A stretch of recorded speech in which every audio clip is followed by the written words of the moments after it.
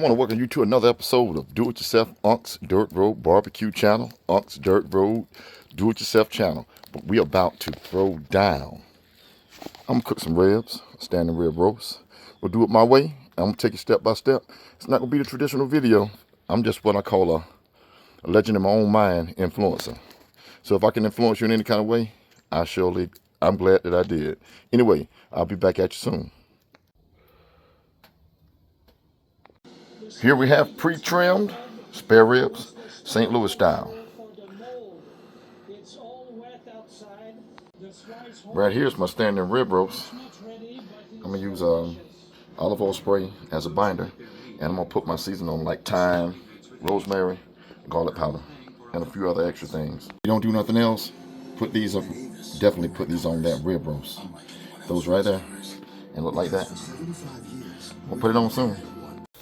Putting this first set of ribs on, and we got a good heat going on down there. So next one, we're gonna put the standing roast. Now we're getting the standing rib roast set. It's pretty too. I got the Inkbird thermometer set. Does a really great job. You can see them support St. Louis style tucked in over there. And we're gonna close the coffin. I guess I'll put me another split on. If you can see, it's getting close. Also, in addition to the ribs, we make the slamming mac and cheese. I'm not gonna do too much mixing and showing nobody on what to do, but I will show you the end results that go along with these beautiful ribs and that standing rib roast. Boil the noodles. I'm gonna put some Philadelphia cream cheese in it with some sour cream to make my roux. I'm not putting flour in it, so I'm gonna put that in there and some other ingredients, and I'll show you the end. I'll put some heavy whipping cream in it too. I don't need the measurements. I just know that it's gonna taste good. And then I'm gonna put some half and half. That's part of the mix too. Part of that roux. My noodles are ready. I'm gonna cut them off. I'm adding them cheeses, which is a good one. Cheddar. And all the rest of the cheese that I said I was gonna put in it. I'm about to pour these eggs in, so everything coagulate and get it all mixed up for the next process. Now it's time to start adding some seasoning. So I'm gonna add all my little seasonings. I'm gonna put garlic powder, onion powder, Lawry's seasoned salt, not too much because the butter has salt in it too. Well, this cheese sauce is banging. It's almost getting to the consistency that I want it. I gotta let that Philadelphia cream cheese melt on down and everything mesh together. I'll be pouring it on soon to the noodles. I poured that cheese sauce in, mixing it on in, and then I'm gonna stick it on in the oven after I put that layer of cheese on top. And I'm gonna let that bad boy cook like it's supposed to. And let it come out brown and hit it with a little bit of that paprika on the top, just a little bit color. I don't know if paprika really put taste in it, but we're gonna see. Right now the cheese is on. Put a little bit of this paprika on it for some color. I'm gonna stick it in the oven and let it go. Let's check out how these bad boys doing. Oh yeah, perfect. Fire.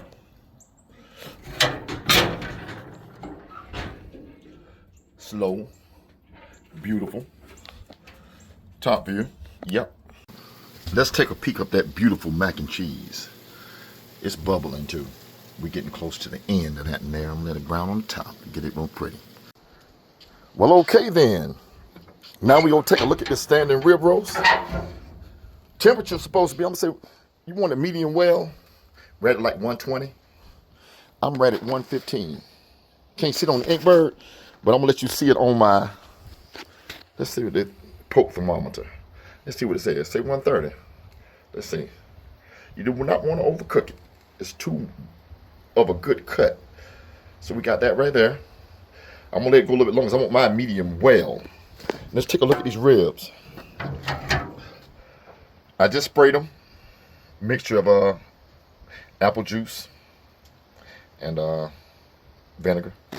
So we'll be on the next clip when I get ready to pull them off. Well, this mac and cheese is cooked. It's ready. I'm just gonna let it sit and finish cooking on oh yeah, let it finish cooking and doing this thing, and then I'm gonna get the standing rib roast and my ribs on them. I'm gonna wrap them here soon, and at the end I'm gonna show you the ending results of the Do It Yourself channel. Definitely it's going to be some beautiful ribs. I'm take pride in what I do. But I'll definitely get them cut, and then you'll be able to see. But look, and that's just straight out the oven. Okay, I'm happy. Okay, I'm at the point where I'm getting ready to wrap these ribs to put the ending touch on it. Well, the second stage. Maybe a liquefied pour on top of it. I'm gonna pour bone side up, and I'm gonna get them back on, and we're gonna finish the process, and then I'll get them glazed at the end, and then we'll do some cutting, and we'll get this process to moving because I want y'all to see what I can do. Okay, we are definitely about to put the wrap on these right here. That call it the Texas Crunch. The Texas Crunch. I call it a damn good idea, whoever come up with it, but definitely make the process just that good. Okay. Well, we got this process right here on. They're all wrapped, and then after that, I'll be putting the glaze on it, and when we get the glaze and get the temperature that I wanted at, we'll be doing some cutting, see how pretty they are once I put that glaze on it. And I'm definitely putting some stubs on it. That's some really good barbecue sauce, and then we go from there. Definitely before I finish up the video of me doing that standing rib roast and the spare ribs, St. Louis style, I'm gonna take you on a little bit of I'm gonna show you a show and tell of outdoor cooking equipment that I cook. I make, and I'm gonna take on a little tour of it. This is what it's a deep fry that I made, and it's industrial size. The way I look at it, I'm really impressed with it. Here it is. It has two big, huge, humongous drop-in baskets, banjo burners, 4 of them, which are 200K a piece, 800,000 BTUs. 2 outside burners, same one, 200,000 BTUs a piece. Everything is ratcheted just like a Santa Maria grill, and this will be rental, and I'm sure they're gonna cook well. I'm gonna do a cook video on it as well too. And this is the Santa Maria grill. It has a 240-pound rotisserie on it. It says it will. I got off Amazon, but this is on the off-road package. You can pull it around. I really like this. This was for sale, but I'm gonna keep this one here. This will be one of the rentals too, and it's on the off-road package. And I got another project coming up. I build stuff on already built trailers because it's easier, but I do build trailers as well. It's just a whole lot cheaper. Nowadays, you got these prices with tariffs and whatever. And I just want to put on something that's already pre-built. It'll make a person want to buy it a whole lot quicker. It'll be a whole lot cheaper. But that's part of what I got going on. That's gonna be a pig smoker. And this is what I'm cooking on the 250 with the octagon box. And we'll be finishing up here, and I'll be putting some ending results on what we got going on. Okay, everybody, I want to take the standing rib roast off right around 150 because I want it to be medium well. I want it to be well, and it's looking pretty good. Just look and see what the temperature is. I'm gonna take it with my poke thermometer and see what the internal temperature is. And we got 128. Let's see. Let me do it again. I want to say 137 because it's right in the center. It's in the core. So right around 150, I'm gonna take it off. This is my next process. We say basically not the next process. We're gonna take these off. I'm gonna get them glazed up, and we'll be finishing things up. I'll be cutting ribs here soon. I'll be letting them rest, and then I'm gonna cut them. One way or the other, we gonna get it done. Yeah. UNK'S Dirt Road Do It Yourself channel. Okay. I'm at the point where I'm gonna put the glaze on.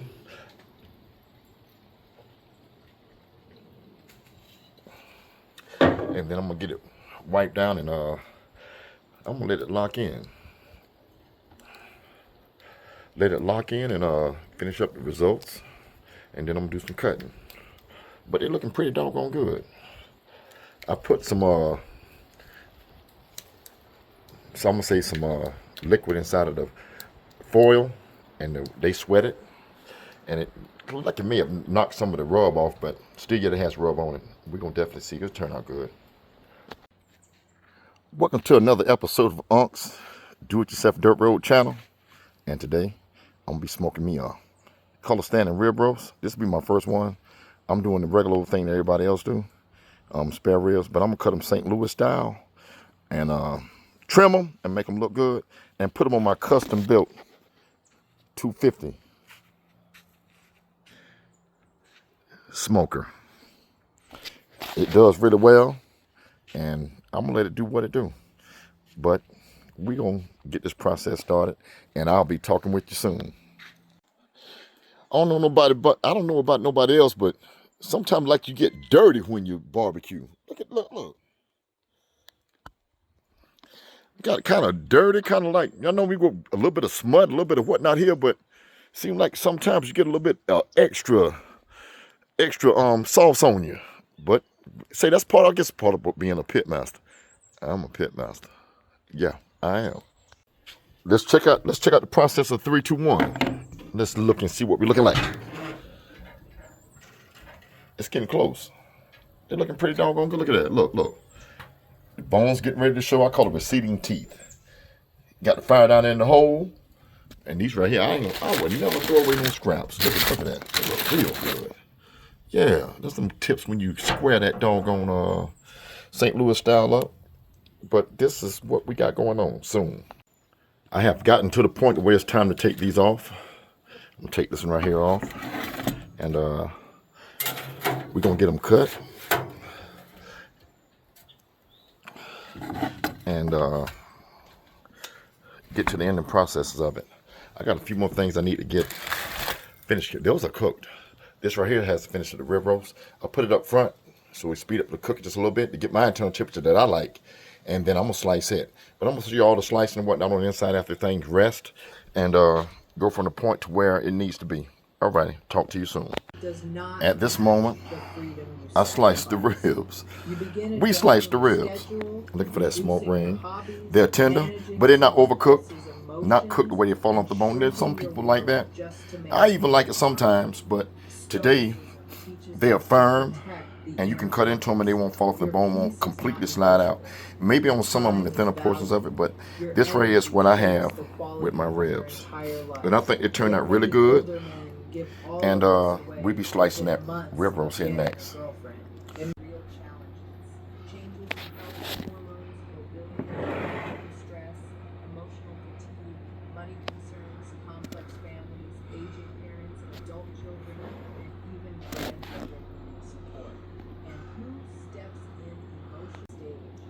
They are very beautiful. Smoke ring and all. Rib roast next. It's getting right around about time to take this standing rib roast off. I moved it from down there to put a little bit more speed on it.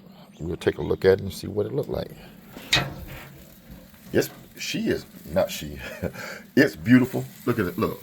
Juicy. You can hear the juice dropping over the top of it. But it won't be long. Just a few more minutes and it'll finish cooking on its own. I'm gonna put a 10 on it, what they call it. That's the whole. And that's the rib roast, standing rib roast. By rule of thumb, you're supposed to take a standing rib roast out at granted 150 degrees. I want mine well done, so I'm gonna take it out right now. Oh my goodness. But I want it to be well done. And then I'm going to put some slicing on it. And here we go. Looking pretty doggone good. I'll see you inside.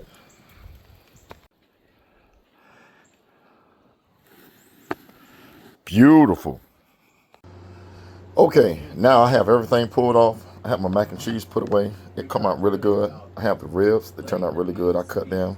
I have a portion of where you can see it. But now I'm getting ready to slice this rib roast. It smells so good. This is my first time doing it. And I could do backflips right now, but I'm gonna slice it up. I only got one hand. I do have a pod, or what they call the thing. I don't forgot now that I had to stand over there, but I'm doing it by hand. But what we're gonna do, we're gonna get this thing sliced up, and I'm gonna let you look at the internals and see how beautiful it is on the inside. I kind of feel that it turned out good, but I know when I was walking in on top of this cutting board, it's smelling really good. So I hope that everything turned out in my favor. Everybody need to win every now and then. I don't wanna forget to cut the strings off, the butcher strings, and I'm cutting them right as now. And it's It has some of the season falling off, but I'm getting ready to slice this bad boy, and we're gonna see what the internals look like. And as you can see, the color, the way that I like it, has turned out good. It's well, and it's cutting real good and tender. Those are the bottom bones. You look, and really nice. And we cutting this little lean piece. And look at that. Look, look, look. It is really nice and juicy. Got that good crust on it. I'm gonna say right here, UNK'S, do-it-yourself dirt road channel. I think this one right here turned out good. It's a winner. It sure is. Mac and cheese, spare ribs, and everything that went with it turned out to be a winner. Smoke ring and all. Good and tender. Hey man, I really thank y'all. I hope you do. Like and subscribe. I hope that you look at UNK'S, do-it-yourself dirt road channel. Used to be UNK'S, dirt road barbecue channel. But this is what I have. And turned out good. Like I said, I'm a legend in my own mind, and I'm proud of myself. I'm very thankful that it turned out this way for my first time. My first rodeo on this rib roast. Alrighty, y'all have a beautiful evening, night, day, whatever it is in your time zone. Let's say I'm watching 150 pieces of barbecue, and I'm tired, and I'm sweating, and to me it's almost like meditation in a way. The more and more hectic it gets for me, Good and juicy.